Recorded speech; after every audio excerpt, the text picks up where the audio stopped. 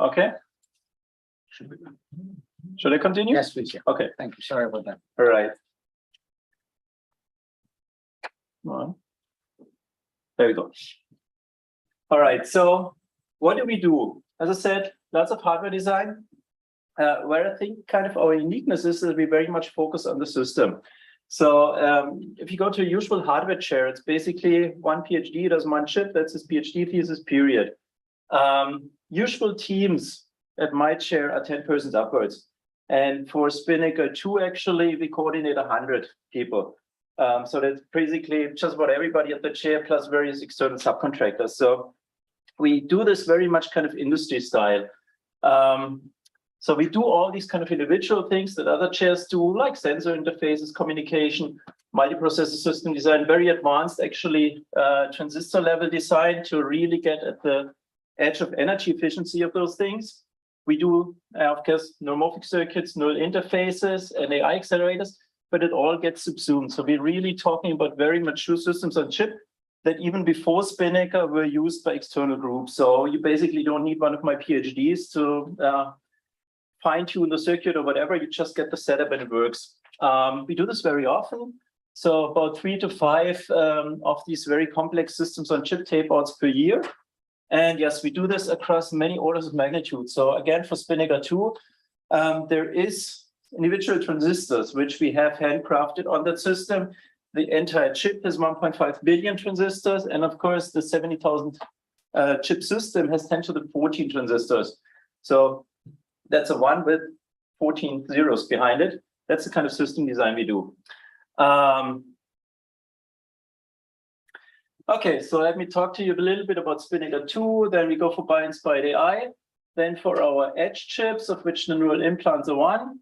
And then I go a little bit for the outlook. Let's see how we stick with time, how much of this outlook we can actually do. Right, so very trivially, let's look at the eye. I'm going to tell you a little bit about the principles I'm working on. Just an example. So, you know, these 4 or 5 layers. And the trick that the eye is doing, which is very impressive, actually, it has 100-to-1 compression. There's about 100 megbits impinging on the retina. There's just 1 megbit going across the optical nerve. So you have 100-to-1 compression, and you've got the sparse event encoding. So even just this very trivial example shows you, to my mind, one of the very basic principles that the brain is working on. The brain is really about only ever doing as much computation for a given task as necessary. It's compressing stuff. It's basically sparsifying stuff. It's also doing all kinds of things. You basically have feedback and gating mechanisms by LGN. LGN, you know, is this gating level between retina and visual cortex. You have, of course, feedback, saccades. This is attention selection, right? You're only ever selecting the stuff that's interesting for you. Also, for example, at a single neuron level, neurons easily get bored, right? They don't like repetitive signals. They only like changes in signals. So at every single level, from the single neuron on all this way up, I mean, let's assume, again, the brain has 10 to the 14 synapses. If we assume that every decade there is a certain organizing principle there, we've got kind of 14 layers of organizing principles. And every one of those, is my hypothesis, is about really cramming information down as much as possible, doing only ever the computation that is particularly needed to solve a given task, which is, of course, totally different to what our regular sensor systems do. They're always about reconstructing something. And it's also very different to what AI these days is doing, because deep neural networks, they're all back frame-based, right? Especially if you do, for example, video stream processing. 99% of that frame that you're just computing, running across the DNN, is pretty much redundant information because it's been contained in previous frames, or it's totally irrelevant to the task you're doing. So you can really cram stuff down. So this is the game we are in, basically. I will show you later on. So as I said, various mechanisms there. So the trick is really attention and sparsity. So basically, again, doing the information processing you need to do to solve a different task on as little information, on as sparse information as possible. That's the trick on the algorithm side. And you can do all these kind of mechanisms in there that help you achieve sparsity on various levels. For example, prediction also has sparsity. There's lots of mechanisms in biology where you've got predictive encoding, and that also means you only ever transmit new information from the sensor if your prediction is running away. So that helps you also with sparsity. Now, the trick then is, of course, in the hardware to also take advantage of that, which is way harder than it actually looks on face value. There is lots of people that tell you they have energy efficient hardware. If you look at the system level, there's just so much background stuff, even in the mixed signal systems like analog neuromorphic. They always claim very low energy levels. They are not, because there's all these biasing currents, all this periphery stuff, which messes up your power bill. Take an example, use NVIDIA GPUs, the A100s. They take great pain to explain to you that they scale 2 to 1. Seriously, the baseline power is half of what the max power is. This is not what biology does. Biology scales 100 to 1 in terms of the neuron being silent and neuron being active. Now in Spinnaker, we took great pains to be energy proportional, at least 10 to 1, which was very tricky to achieve, but we can really scale basically 10 to 1 from the baseline power to running all out. So yeah, the rest we already had here. Anyways, interest of time. So what is Spinnaker? Very high level view of it. It's basically an ARM-based supercomputer. ARM, of course, is a microcontroller, right? You usually don't build a supercomputer out of microcontrollers. You have more powerful cores in there. ARM was originally conceived by Steve Ferber. He's one of the 2 original system architects of the ARM architecture. You can give him a big thank you because ARM, of course, powers your mobile phones, iPads, and whatnot. And he went back to university and he basically said, what do I do with again with a supercomputer built out of microcontrollers? And the thing he came up with is neuromorphic processing and brain simulation, because this will be a very parsimonious supercomputer, right? Very simple calculations, individual nodes, a very simple backbone between them, but a backbone that compared to HPC machines, always high performance computing slows down when you scale it up, right? It always gets slower because of overhead and synchronity and whatnot. This Torus architecture and the communication links are designed that they stick strictly with real time. So everything in here happens below millisecond, all the computation, all the communication. So time models itself, you can basically stream in whatever, some retina input to a brain model or whatever, run a robot arm or whatever on the other end, and you know that it all happens inside a millisecond. So this is a machine for massively real-time brain simulation, neuromorphic processing, AI processing in the end. So basically, as I said, communication architecture is kind of neuromorphic, so it's geared towards these event packets, spikes being transmitted. Of course, in the individual processors, it's still very much software-based. So you run the, whatever your model is, neuron synapses, you run it in software in the ARM cores. Now, the first generation was geared, as I said, mostly towards brain simulation. Second generation, where we did 80% of the work, Steve was still contributing about 20%, is pretty much about scaling this thing up by about a factor of 50 and adding way more functionality in there. So it will have use cases beyond those 2. So one thing we did, for example, is dynamic voltage and frequency scaling. So this is one trick where we achieve this kind of energy scaling with the activity. So each individual process, I told you, you will only ever see one transistor here. This is the one. Each individual processor basically has access to several power levels, several supply voltages, and it essentially sees the activity coming in, for example, from a visual sensor, and then it can choose how much clock cycles basically it needs inside the next millisecond to compute away that information and throw it out across the machine again. So it will choose individually its own performance level, essentially. And it will even go into power shutoff. Let's say there is an attention mechanism, and whatever computation that individual processor is doing, that's not where the attention is, then the processor will go into power shutoff. I will show you an example later.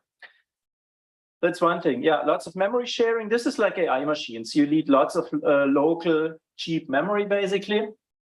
Yeah, we added multiple accumulate accelerators. So at a certain level, you can think of this machine as an NVIDIA GPU. You can actually even use it with TensorFlow. So you can basically provide a migration path in that sense.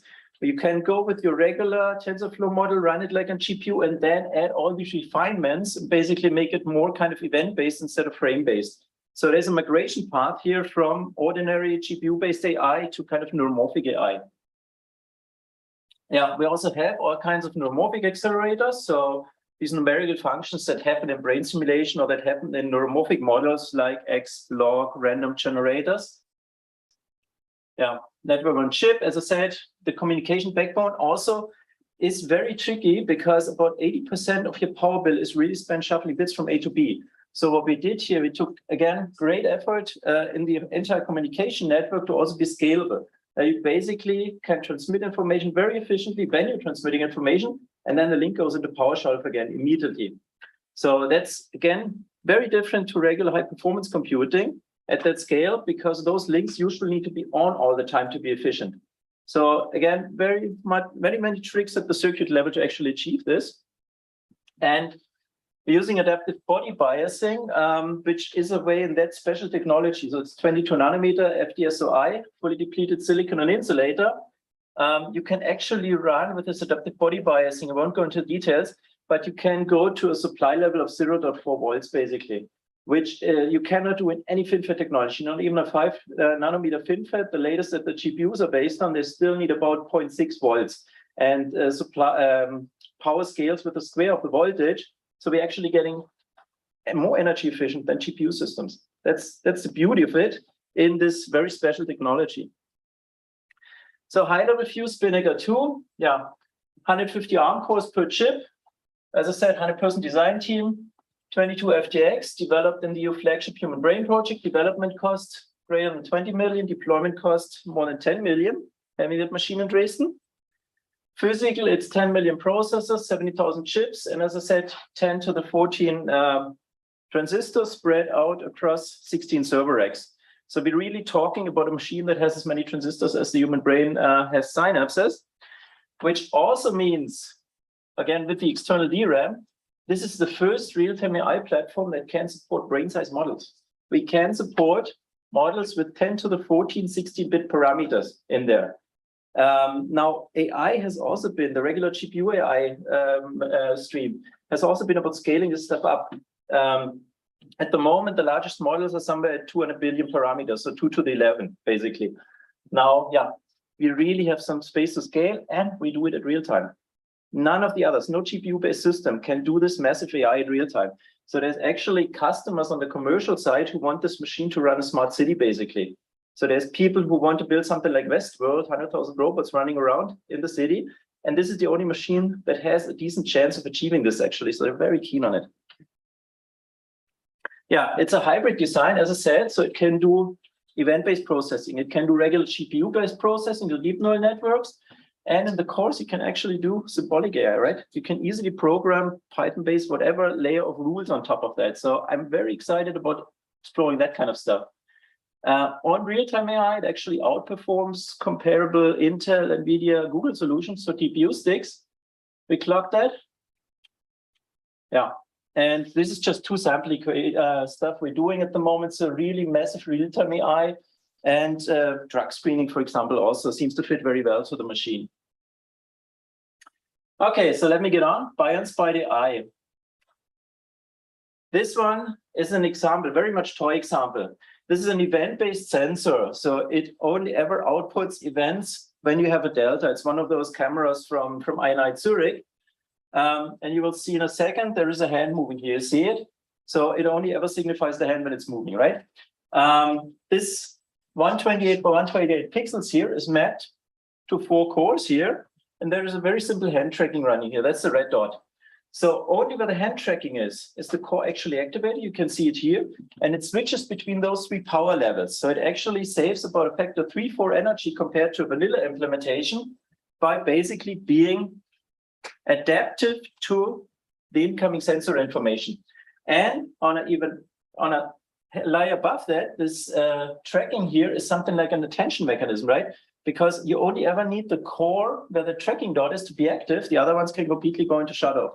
So this is what I told you, one very toy example about this 10-to-1 scaling. With those 2 mechanisms running in tandem, compared to vanilla DNN implementation, you're saving a factor 10, basically, for this tracking here.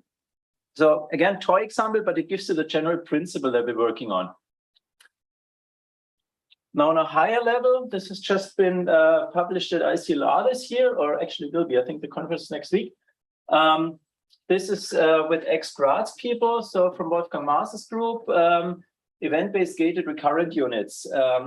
So I very much believe in recurrent networks, actually. They are quite catching up to feed-forward architectures like DNNs or CNNs. So they are at almost comparable performance, but they take way less computation inherently because you are representing time, kind of like in a nomorphic way. Recurrent networks represent time in a more intrinsic fashion. They don't need so much extrinsic, basically, parameters. And in this special case, we actually built recurrent networks that are event-based. So basically, they have a decision layer, which is kind of confidence-based. So there's a dense sub-network, basically, that's really geared towards Spinnaker 2. So a dense network on an individual processor, an individual core chip. And then you have a confidence layer. And only when the sub-network has reached the decision will it actually send out a graded event, basically. So I won't go through all the math here. It's anyways Anand's work. So if you have questions, go to the paper. But the funny thing is, let me show you here. So this is, for example, DBS128 gesture recognition. This is the state of the art. Very complex, you know, those deep neural networks these days, they're multi-stage, they're very much handcrafted and everything. 10 million parameters, accuracy 97.73%. The effective max, so the effective computation operations, 600 million per, I think it's per single frame. Now this is the best we could achieve. It's a factor 60 less max, basically, when you do it event-based, and that is instead of the strain-based version. So that's some serious improvement at virtually the same performance level, right? This is what you get when you marry event-based processing, so kind of bi-inspired processing, really at a very deep level with deep neural networks. So I don't care about too much biological realism, to be very fair. I don't care about replicating individual leaking and fire neurons, but I care about computational efficiency. This is the kind of principles I try to take over from the brain. And the fun part is this model is actually also very sparse in learning, because learning is the actual bottleneck these days, right? I mean, if you learn something like a bird model, like these big language models, these days, it takes you a CO2 bill of a car across its entire lifetime just to train that particular model. So learning needs to get way more efficient. In this case, we actually managed to get the power bill for the learning also down by 60%, basically. Okay, so much for bi-inspired process. Again, I'm just touching on these individual subjects because we're a bit pressed in time. What we learned from Spinnaker 2, Spinnaker 2 is neat on this kind of cloud scale, server, rack, whatever level to do this massive stuff. But let's take, for example, this event-based GRU I just told you about. Event-based GRU is very good at keeping activity sparse, keeping efficiency inside the network. But of course, if we already feed it with a too informative kind of data stream, then the network still gets flooded, right? So we need to actually go all the way to the edge, directly to the sensor, and get the information rate down there. And this is what we've been doing lately. So we basically do what we predictably call our spin edge chips. So sparse preprocessing neural network acceleration for edge applications. And we're basically doing domain-specific chips that go directly to the edge. To the radar, that's a lot with the automotive industry, to video, audio, for robotic signals, again, for biomedical. So basically our neural implants are part of this, really doing domain-specific adaptation, compression. And the trick part is it's not just this feed-forward compression. As I showed you in this very early example, actually the training, the problem itself decides which aspects of the signal it needs to solve a given task. You really throw away all the rest because it doesn't interest you. And then, you do, again, this kind of acceleration of recurrent networks, feed-forward networks. And this is a very simple example where we do pixel-level object tracking here. What's maybe interesting here is this is also running a prediction model. So in this case, really, this is a kind of predictive feature pyramid. You can see all the blackest zeros. The compression is really basically factor 20 to 1 here, just because we do prediction. So that's mostly due to the prediction. We only ever do something new, basically transmit this compressed stuff into the prediction model when the prediction is running away. So that, again, adds very much to the efficiency here. And this is just the hardware stuff we put on top of that. So this is our most recent kind of circuit example. Apart from this big machine, we're doing all these very small kind of microwatt-based edge systems to really compress the information according to what we need going into the big Spinnaker machine. Yeah, so we are ready for the outlooks. I think I'm good actually for time, right? Yeah. So this is one of the things I'm very hot on at the moment, merging all of this stuff. We had a bit of discussions over coffee break deep neural networks, explainability is a nightmare, right? Information is spread out all over the place. You hardly know what's going on in there. Even if you do these kind of feature maps, like you try to reconstruct what the internal representations in the network are, what they are, basically it hardly tells you anything.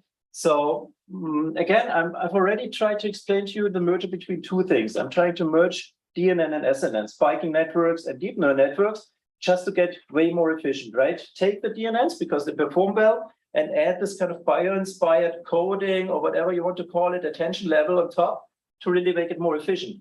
Now, what I'm also going to tell you is that on top of the DNNs, we need the symbolic layer, feeding back and forth to the DNNs, because we really need to make sense what comes out of the DNN. First off, we need to make the interdependencies between those symbols, those classes coming out. And we also need feedback. So really the symbol AI may be telling the deep neural network, yeah, you know, maybe you need to think about your decision a bit more, because at my level, this is what looks more likely. So maybe your class system is wrong. So basically, I think the symbol layer would help very much against adversarial examples, because you all know adversarial examples, you only change a little bit in the image.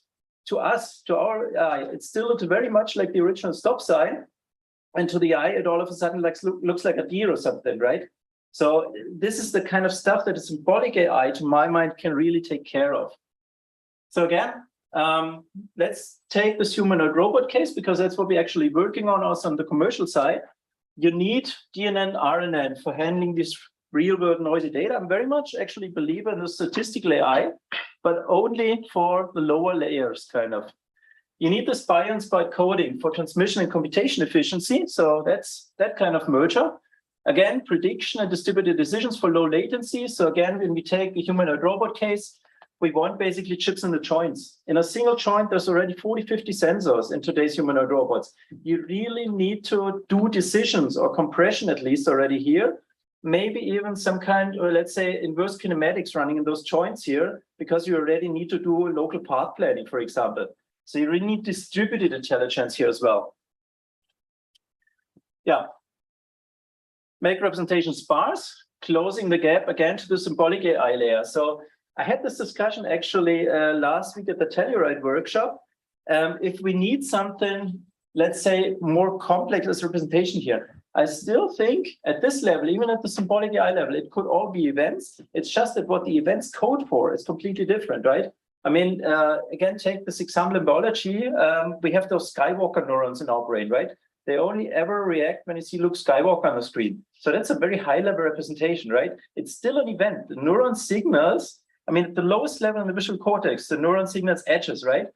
At this high level, it signals Luke Skywalker. So it's still an event, but the representation behind it is completely different. So I'm actually very much a believer in all of this being event-based. It's just at the coding level, the network topology at this highest layer, more represent a symbolic network, which, again, if you go back to biology, you'll know that our sensory cortices, they scale pretty much compared to other mammalians, for example, they scale in proportion to our body size.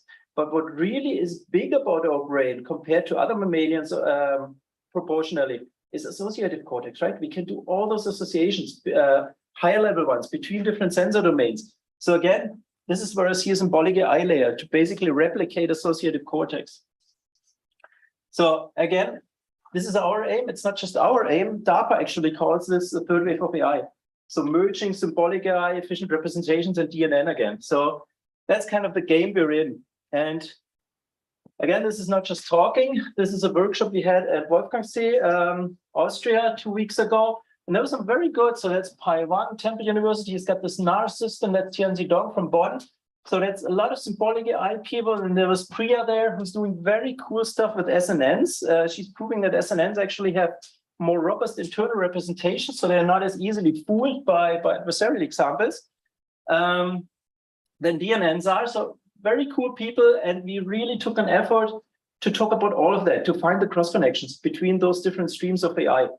So again, you're invited. Of course, we have to strictly limit participation because the order is not so big. But if you're interested in this kind of stuff, this was all of those people were totally blown by the workshop. They really liked it, and they want to come back all of them next year.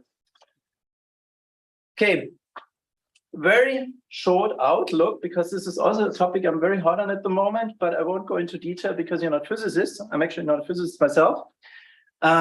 Spinnaker 2 versus quantum computing. Now, this sounds totally weird, but it actually doesn't, if you look at it. If you go to regular high-performance computing, the level of parallelism is about 100K cores. That's about under limit. So basically, spending more cores doesn't help you be more efficient on your problem because the problem doesn't parallelize that much. Now, on the other hand, if you do quantum computing, you've got this kind of virtual parallelism, right? With 30 qubits, you've got this huge virtual superposition matrix kind of in the background running, which is basically about factor 10 to the 30. If you take Spinnaker 2 at the core level, it has, as I said, 10 million processors. If you do the multiple accumulates, those are 640 million parallel.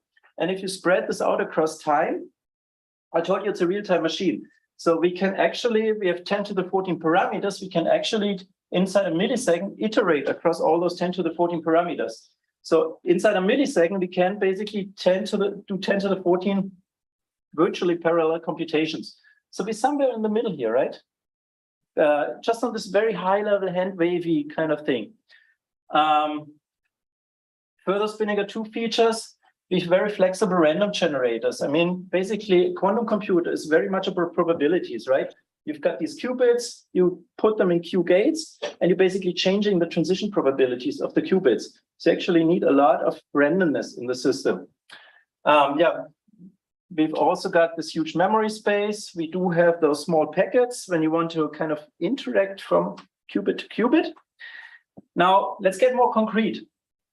We've actually teamed up with the IQM guys. The IQM guys are the biggest European startup on quantum computing, $1 billion company out of Finland. And they are very keen on Spinnaker 2 because, for one thing, it allows them to do a digital twin of their machines. So they really want algorithm development, and like everybody in quantum computing, their machines don't scale up yet. So they want something where they can develop algorithms with. And now they've given us this technology. It's called decision diagrams, which is a very efficient way of doing kind of quantum emulation on regular machines.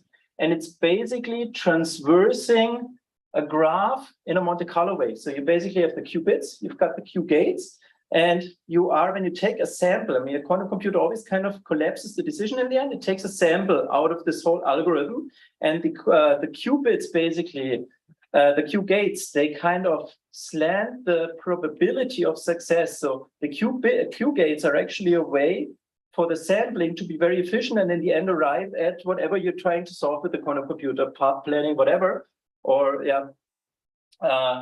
some kind of, let's say, number factorization. And again, the decision diagrams are a way to do this efficiently on regular compute. And as I said, it's a kind of a tree where you, at every tree node, you take a random decision according to the probabilities of the Q gates. And it turns out with our random generators, with the simple local computation that we can do, we're actually very efficient. So I expect us to be able to handle about upwards of 100 ideal qubits, which is basically, if you go for technical qubits, it's about a factor of 1 to 10, 1 to 20. So it's the equivalent of, seriously, a 2,000-bit qubit machine that can simulate on Spinnaker 2. This is way in excess of anything that exists in IBM quantum labs and whatever at the moment. So we can do a seriously large emulated quantum machine actually here. And this is stuff I'm exploring with a couple of my PhDs. We can smarten up actually the algorithms because we have very limited kind of quantum machines at the moment. Usual quantum algorithm is very much relying on this huge level of parallelism. So it's essentially a brute force search. If you take, again, kind of RSR factorization, there's the Shor algorithm. Shor is very much just a brute force search. Now, if you take the same stuff on regular computing, there's something called a quadratic sieve, which is a very smart search because you don't have this high level of parallelism on regular computing. And I see a lot of potential, actually have almost solution towards hybridizing this. So basically smarting up quantum algorithms, either on Spinnaker 2 or on an actual quantum computer, or even running it across the two machines, and basically going towards quantum advantage way earlier because we can do more with small machines, basically. So there's a lot of potential here in between. And actually, I'm not the only one pushing this. The guys at Intel, or E2, they've also teamed up with an American quantum computing startup. They're going the same direction. Okay, I've almost got there. Now, told you about Spinnaker 2. So again, Spinnaker 1 was mostly about all this brain simulation stuff.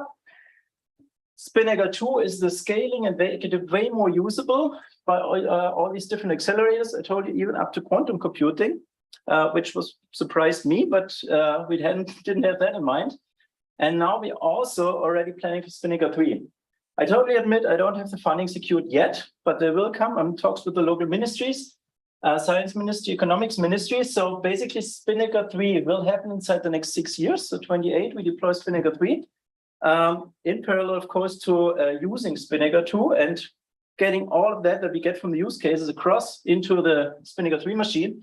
The idea is, again, a factor to 100 scaling. So we really get this whole machine inside a box. And again, for neural implants, get more processing into neural implants equivalent, of course, way smaller form factor.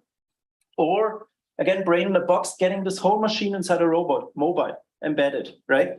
That's the kind of perspective for Spinnaker 3. Right, which brings me to the end. This is the team in Dresden. Then, of course, plus our spin-offs, so RASIC, Silicon Valley, Coinbase, SpinCloud, and of course, Steve's APT group in Manchester. So that's all the people that were involved, plus various subcontractors as well. How do you connect if you want to play around? So the big scale academic machine in Dresden will become available from March next year. We're just constructing that. So at the moment, we've got in the lab those 70,000 chips. It's all about the board construction, etc. You go to workshops, so we're present in Capocaccia and Telluride, for example, with the machines like this here. If you're from the US, there's actually an NSF guy, National Science Foundation, who's very keen on getting Spinnaker 2 to the US. And he's got plenty of funding. Now we just need basically US, I already have a couple of candidates. We need US universities, for example, that really want to set up the machine in there. So if you're from, or general, if you want to set up a machine in your lab, Spinnaker 2 won't be a single site installation like Spinnaker 1. You really can get this stuff, let's say, from the individual boards all the way to racks inside your lab if you want to play around locally. And we actually have awards for Spinnaker 2. They will come online end of this year. You can basically apply with an interesting idea for usage of Spinnaker 2. And you basically get funding from us for a year plus whatever size system you need. And together with us, you develop your application. So that's easy kind of PhD level own financing money if you want to apply for your own financing. In the near future, we will have multiple large-scale Spinnaker 2 machines, mostly in kind of hybrid supercomputing, GPU, and even quantum setups. So that's the plan. Internationally, we will probably get a setup in Zambia, one at Johns Hopkins. Of course, Steve also wants a subscale machine in Manchester. We're talking to Chinese people, Chinese customers, mostly on the commercial side, Middle East, also customers. So Spinnaker 2 will really be all over the place. In Germany alone, if this all comes to play, you probably get 5-6 machines across Germany of Spinnaker 2. And on the EU level, part of the Alice Institutes, part of eBrains is also Spinnaker 2. So this machine, yeah, will be all over the place, which I'm totally proud of, actually. Okay, thanks for your attention.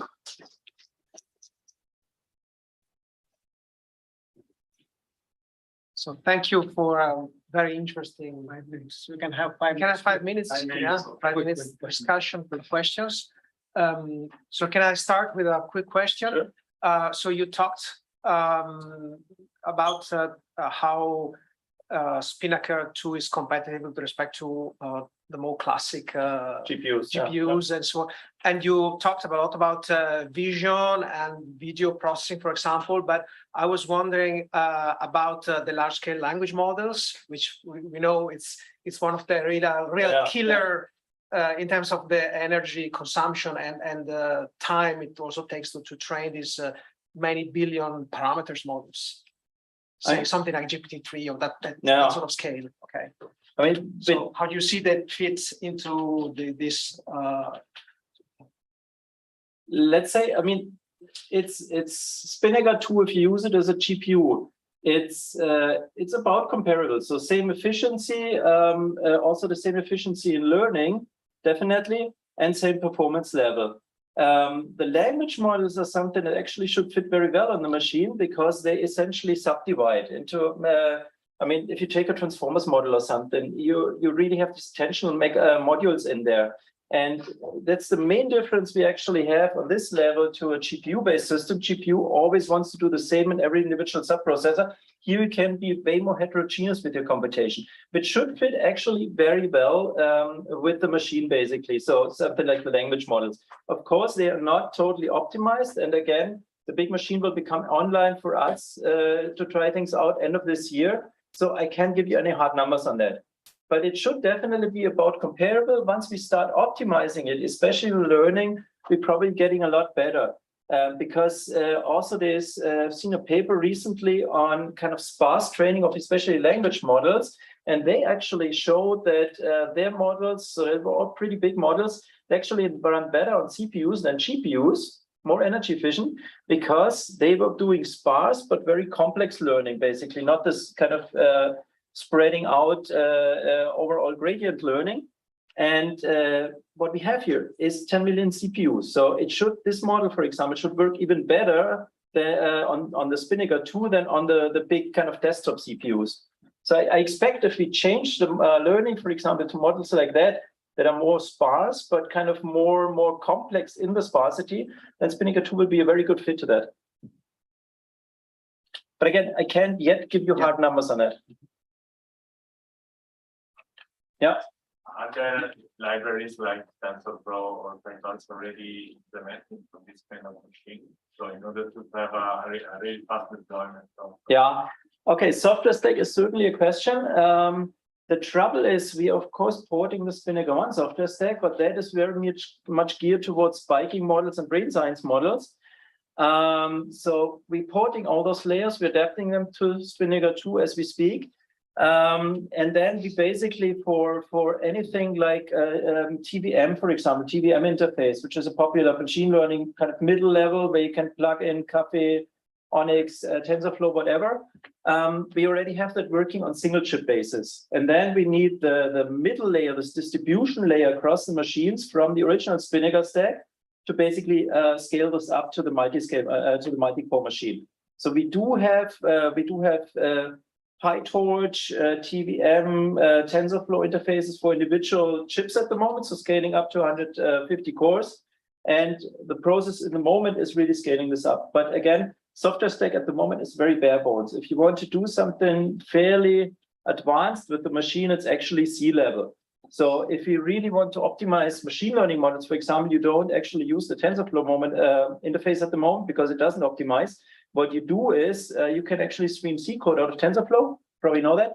So we stream the C code out and then run the C code on the machine and kind of progressively have manually optimize it for the accelerators we've got on the machine. So at the moment, it's still a fairly laborious process, but that will change in the next half year or so. And also for non-matrix data like graphs, do you have any use case already implemented? I mean, graph neural networks? No.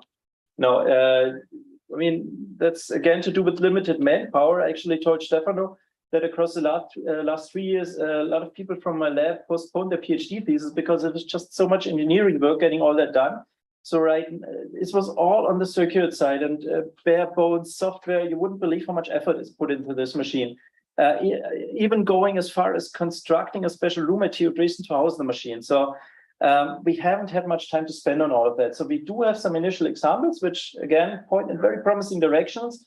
You will see a shift in our effort. We also have now more funding on the software side coming in. So expect us in the next half year to a year to really scale this up. But at the moment, we have very simple kind of DNNs, CNNs, and various spiking examples, hybrid networks running on the machine. But it hasn't reached as far as graph neural networks, not yet. Yeah, it's just to do with manpower in the end. But of course, you're all invited once the machine comes in to really help us with basically developing fun stuff on that machine. Maybe one last question, or we stop here? Okay, I think we stop here. Maybe one very last, very quick. So just a comment. Yeah.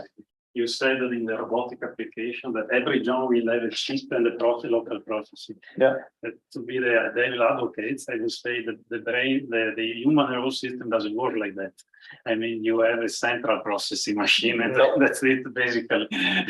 I mean, so I agree with you that probably at the present stage we need to go in that direction, but there is a discrepancy. Stefano, just wait, quick comment to your comment. Also, in the danger of a non-medical people to medical people doing outing himself as a real, he doesn't know what he's talking about. But if you look at biology, at least on the level of the brainstem, you've got all these kind of inhibitory. I mean, across those vertical processing layers in the brainstem, you've got local inhibitory connections. You have a lot of local computation actually. At least this kind of sparsifying and reflex computation that's very much spread out across the brainstem. So you do have it to a certain degree. Okay. Thank you, Chris. Thank you again. So thank you very much also Professor George for chairing the session. Can you unplug me? Okay. Yeah, thanks. So thank you everyone for being with us for this last 3 days. So we are actually at the end of the closing ceremony of the conference, and I really appreciate everyone's persistence and support in this particular regard. So I don't know that well if we can. Okay. So here we have the closing ceremony. So myself, Mufti Mahmood, and then we have Professor Stefano Bassanelli here, and online with us there is Dr. Feng Liu and Professor Ning Zhong as well. So without further ado, allow me to provide a very quick summary of the conference. So here with the closing ceremony, I'm going to provide the summary of the conference. Then the awards will be presented by Professor Stefano Bassanelli. The announcement of the next BI 2023 will be done by Dr. Feng Liu, and the closing remarks will be provided by Professor Ning Zhong. So just to summarize what has been here in the last 3 days as a form of the BI 2022. First of all, I would like to thank everybody. We have been waiting for this particular event last 3 years. So it started with 2020 when we wanted to have it in person in Padua. Pandemic kicked in, we had to move to a fully virtual session conference. Then we persisted, we wanted to be there for 2021. Again, we couldn't really win the fight against the virus by then. So we had to again go to a fully virtual conference, BI 2021. But eventually in BI 2022, we have been able to win the fight against the pandemic. And also somehow we have been able to put together a hybrid event here at Padova. Finally, so last 3 days have been quite vibrant and busy. Well, in the overall conference, we had 5 keynotes, 3 panel discussions, 8 workshops, 2 special sessions, 30 papers being presented, and 6 abstracts being presented. So in the first day we had 8 workshops, 2 special sessions, 1 panel discussion. On day 2 we had 4 keynotes and 2 panel discussions, and on day 3 we had 1 keynote and 6 parallel technical sessions, including the abstracts. And then in terms of the papers, well, this year we received 65 submissions. This is mainly because, which has been actually less than the previous years. This is mainly because this conference used to take place in December. Now to co-locate this conference with the WCCI, which is starting from tomorrow, we thought of bringing it to July. And that is something which has caused a little bit of a compression in the time scale that our usual contributors are used to contributing to this conference.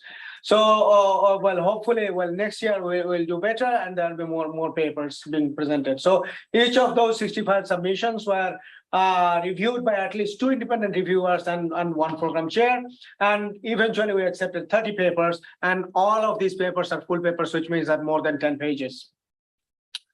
And then in terms of the proceedings, well, in the previous years, always the proceedings of Brain Informatics Conference has been pre-conference, which means that when someone is coming to the conference, they already have the proceedings ready in their hands. But due to the same challenge that I just mentioned, that we brought it from December to July, well, we have just been able to send the proceedings to the press. So that is in press right now, and we will be able to have them in the next 5 weeks' time. So as soon as the proceedings are published by Springer, we will send an email to all the contributing authors, and everybody will be receiving a free e-copy of the complete proceedings. Okay, so please be patient with us while you will be receiving further information regarding the proceedings being published. And with this, well, I would like to now thank you again for being with us, and I'm passing to Professor Stefano Vassanelli for the award ceremony. Okay. So thanks a lot. I'm really honored to take this role. And let me apologize for the inconveniences, delays, but it was really a challenge to organize the conference in a hybrid mode. So I hope next year will be full in person. So, but we'll go back. Let's go to the awards. So I'm honored to call the award for the best student paper, which was presented by Delfina Virarte and others. By the way, I see there is also somebody here from Padua, so I'm proud of it. And the title was Prediction of Neurophysiological Scores from Functional Connectivity Matrices using Deep Autoencoders. So congratulations to the winner.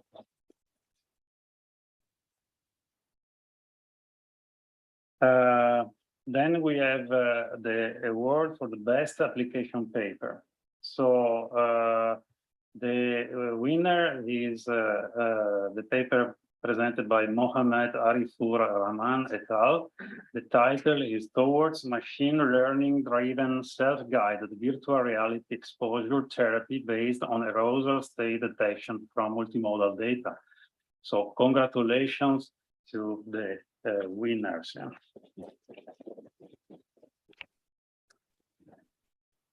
And finally, the award for the best paper goes to Marco Cellotto and others for the paper estimating the temporal evaluation of synaptic weights from dynamic functional connectivity. So that's my congratulations to Italian friends. Okay. Thank you very much. Give the word again to next page. Yeah. Thank you very much, Professor Vassanelli. Now, this is something which now brings us to the exciting event of the announcement of the BI 2023. I'm handing this over to Dr. Feng Liu from across the Atlantic Ocean there. Okay, thank you so much. Let me share my screen. Can you hear me? Yes, yes, we can hear you. Please go ahead. Yeah. Let me share my screen. Can you hear me? Yes, yes, we can hear you. Please go ahead. Yeah. Let me share my screen. Can you hear me? All right. First, I want to thank you for the whole committee of Brain Informatics 2022. You guys did a very great job. Thank you so much. I know it's been challenging in the past few years. The conference has been held virtually. This is the first conference after pandemic in person. So I really appreciate all your effort. So there's echo here. Okay, so I'm very happy to announce that the 16th International Conference on Brain Informatics will be hosted in Hoboken, New Jersey and the New York area.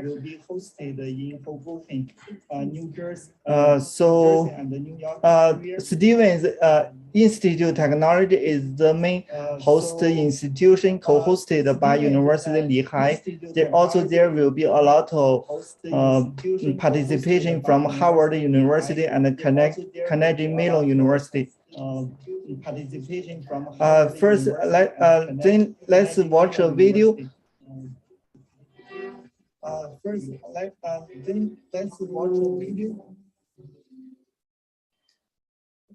The view is exceptional, and so is the opportunity. Situated on a high bluff on the Hudson River in Hoboken, New Jersey, is a university that is charging forward. With magnificent vistas of one of the world's most exciting global financial and technology capitals, Stevens Institute of Technology was founded in 1870 with a goal of advancing the frontiers of engineering and technology. Since then, our community has taken that mission to heart. Graduates of Stevens have given the world countless innovations and contributions to society that have transformed whole industries and changed lives. Today, with a view just as magnificent, we stand with renewed energy, vision, and focus. As the Innovation University, we seek to provide dynamic and novel solutions to the challenges our world faces. This boldness of purpose is guided by a university strategic plan that hinges on the belief that the future truly is ours to create. Stevens is a university on the rise, a vibrant and diverse community propelled by the momentum of recent achievements, yet always striving for greater impact. We remain focused on what we can give to our students and to the world, utilizing and advancing technology for the greatest benefit to our global community. Students at Stevens receive a premier technology-centric education that fosters their ability to respond to, and even more importantly, anticipate challenges. An education that helps them understand how to lead and how to collaborate. Programs in the Schaefer School of Engineering and Science, Howe School of Technology Management, School of Systems and Enterprises, and College of Arts and Letters challenge students to bridge disciplines and work together in an entrepreneurial environment. Our opportunity is exceptional. Please join us on this journey.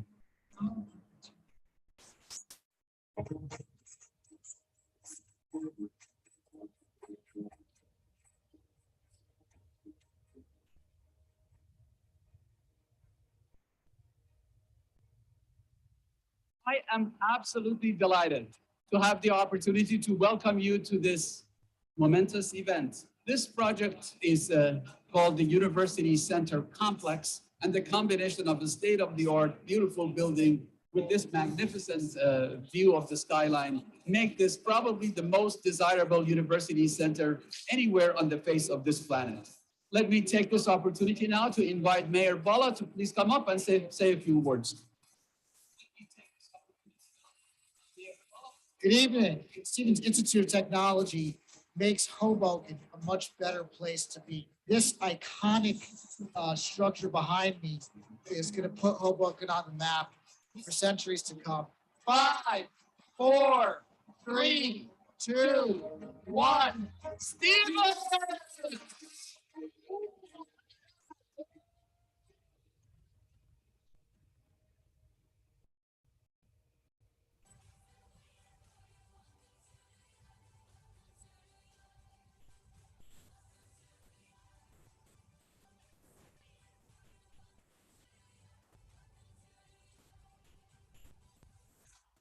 All right.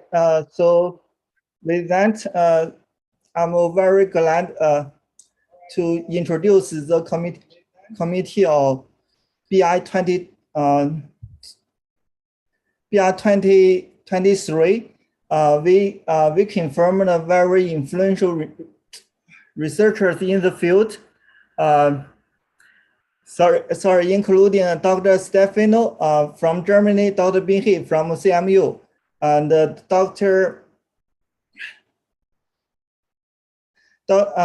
also Dr. Shariz Khan from Harvard. That's really very okay. Sorry, let's do this way.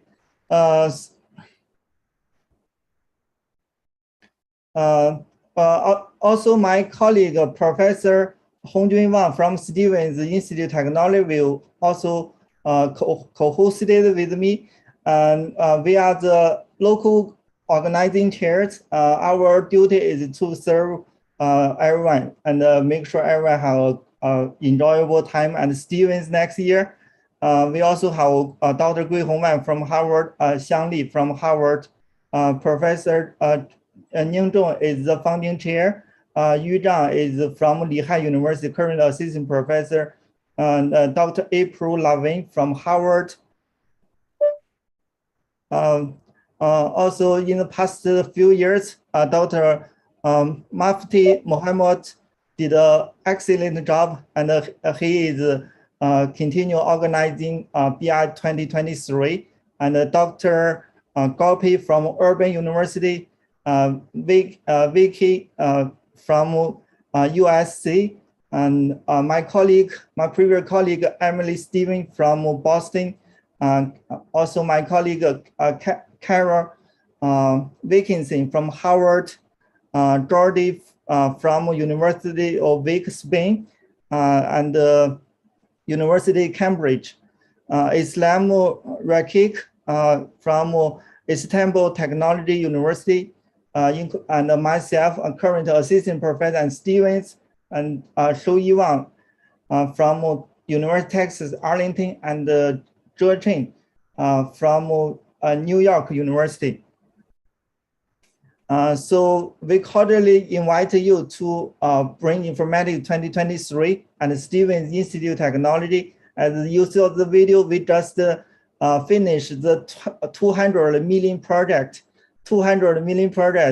So very beautiful building, located on the west bank of the Hudson River.